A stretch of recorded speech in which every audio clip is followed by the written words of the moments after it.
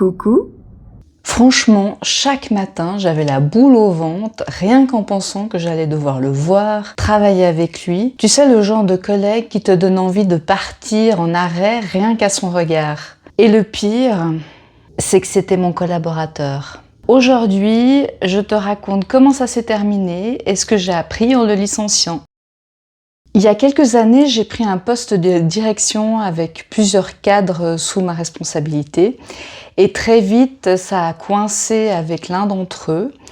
Tu sais, ces premiers signaux d'alarme, des réunions où il ne prépare rien, des retards, des décisions floues et puis cette façon de tout le temps rejeter la faute sur les autres.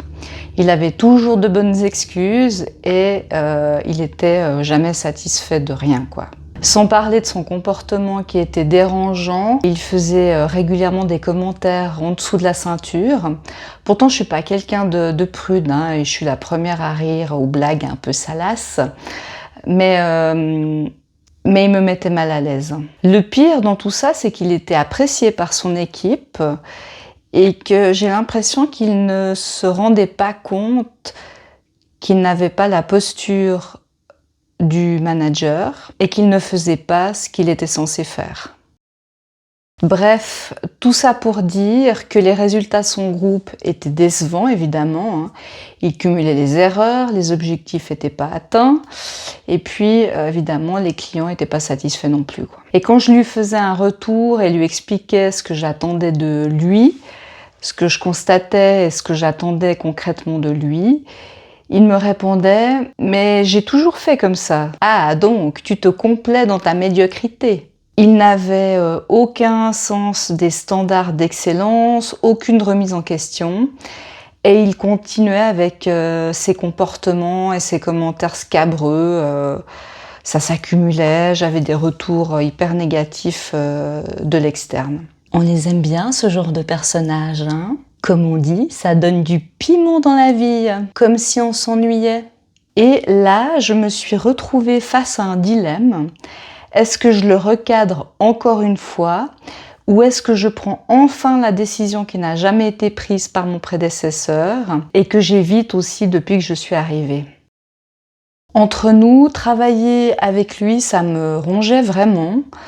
J'avais vraiment cette boule au ventre, ce stress, une fatigue mentale de devoir le recadrer encore et encore, de toujours être finalement sur le qui-vive, qu'est-ce qu'il va dire, comment faire pour contrer, comment faire pour avoir le répondant nécessaire à ce qu'il va dire, parce que forcément je savais qu'il n'était pas dans le juste, mais il fallait que je trouve aussi les arguments pour ou les arguments contre. Donc c'était plutôt fatigant de travailler avec lui et éprouvant. Et puis cette tension que je pouvais avoir avec lui, ou le fait qu'il soit toujours sur la défensive et toujours à attaquer, ça a aussi affecté finalement la relation dans l'équipe de mes cadres et ça a attaqué aussi mon propre niveau d'énergie. Et à un moment, je me suis dit, est-ce que je tolère encore l'intolérable ou est-ce que je me respecte moi-même et est-ce que je respecte aussi l'équipe? J'ai donc décidé de passer à l'action, de prendre la décision de le licencier. Donc on a enclenché le processus de licenciement.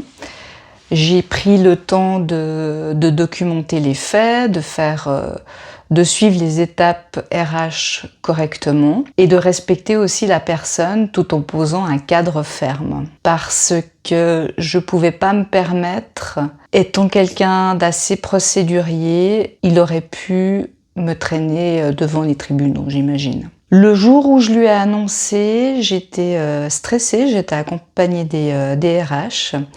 Mais au fond, j'étais soulagée. L'entretien n'a pas été évident parce que j'ai senti qu'il le prenait un peu comme un coup de massue. Je crois qu'il